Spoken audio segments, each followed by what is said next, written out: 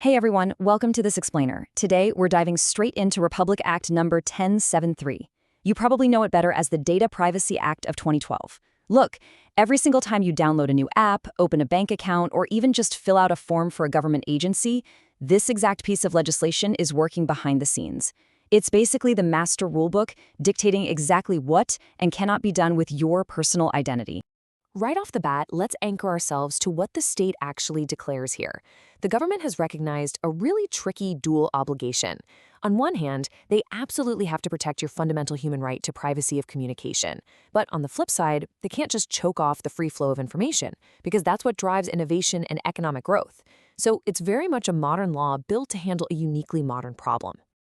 To give us a clear roadmap, we're going to break this legislation down into 5 core pillars: the privacy mandate, defining your personal data, scope and exemptions, the National Privacy Commission, and finally, the rules for lawful processing.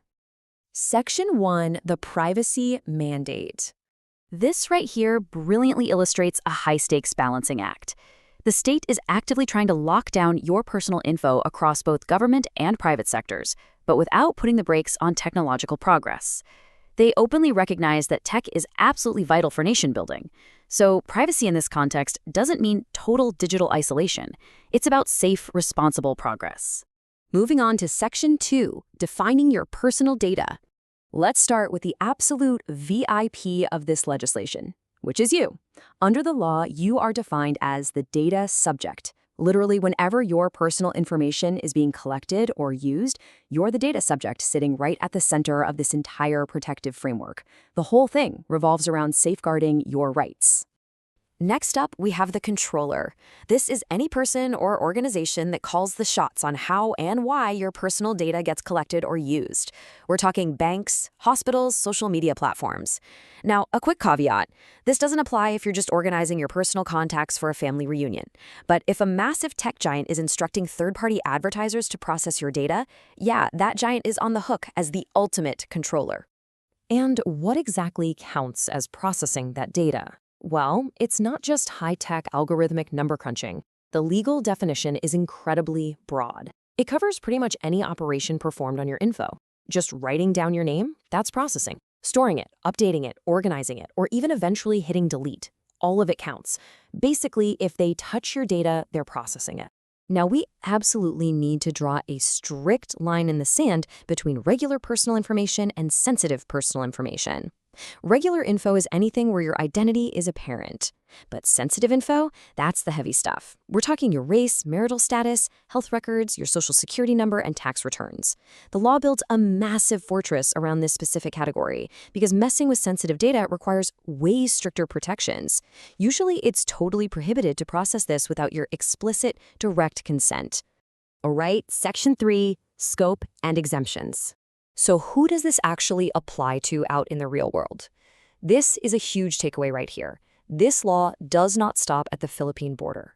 Thanks to its extraterritorial application, RA 10173 applies to foreign entities too.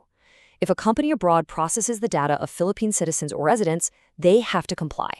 It also applies if they just have a link to the country, like a local contract, a branch office, or even using equipment physically located in the Philippines.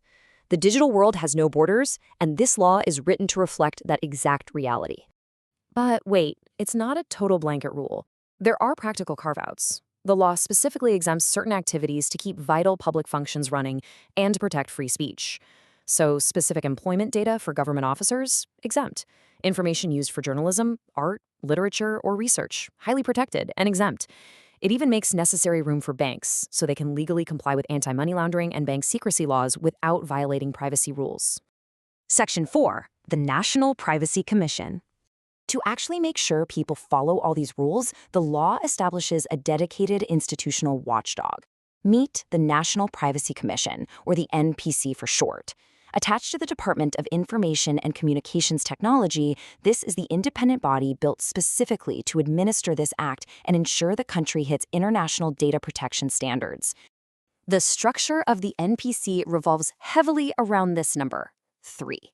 The commission is led by 1 privacy commissioner and 2 deputy commissioners, and the president appoints them for a very strict, non-negotiable term of exactly 3 years. They can be reappointed once, but this setup guarantees rotating oversight. Oh, and the main commissioner? They have to be at least 35 years old, a recognized tech and privacy expert, and they actually hold the rank of secretary. And let me tell you, the NPC is far from just some toothless advisory board. They have serious enforcement teeth. They actively receive complaints, launch full investigations, and if they find out that a company's data practices are threatening national security or the public interest, boom, they can issue cease and desist orders or slap down temporary processing bans. They can even send cases straight to the Department of Justice for prosecution. They are literally the frontline defenders of your data rights. Finally, we reach the practical core of the legislation. Section 5, Rules for Lawful Processing. So how do companies actually comply with all this day-to-day? Well, they have to stick to some fundamental principles: transparency, legitimate purpose, and proportionality. Essentially, don't take more data than you absolutely need. It has to be accurate, relevant, and used for a specifically declared purpose. And crucially, they can't just keep it forever. Personal information should be retained no longer than is necessary. So no indefinite digital hoarding just because they might want your data later. Unless there's a specific contract in place, a strict legal obligation, or, a literal life-saving emergency, the processing of your personal data ultimately hinges on step 1, your specific informed consent. This consent has to be freely given, and there needs to be a written, electronic, or recorded proof of it. It is the absolute bedrock of lawful processing under this act. No consent, no processing.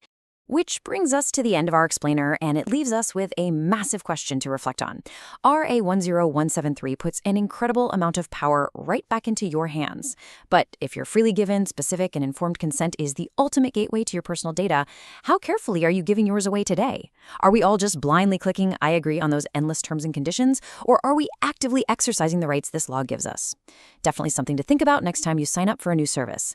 Thanks for exploring this topic with me. Until next time, stay informed and protect your privacy.